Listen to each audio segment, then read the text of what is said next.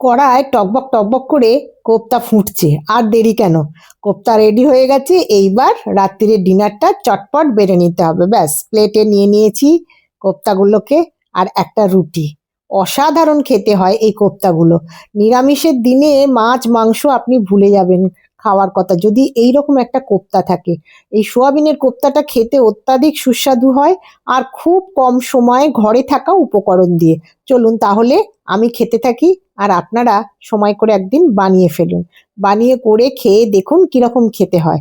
আর যদি ভালো লাগে তাহলে খেয়ে আমাকে জানাবেন অতি অবশ্যই। আপনাদের একটা লাইক আমায় রান্না করার জন্য উৎসাহিত করে, আর নতুন নতুন কিভাবে কি রান্না করে আপনাদের সামনে দেখাবো সেটা চিন্তা করতে থাকি, আর চেষ্টা করি আপনাদেরকে দেখিয়ে আপনাদের আনন্দ দেওয়ার জন্যে, এবং আপনারাও যাতে এটা করেন সেইটার জন্যে আরোই নিত্য নতুন রান্না করার চেষ্টা করব।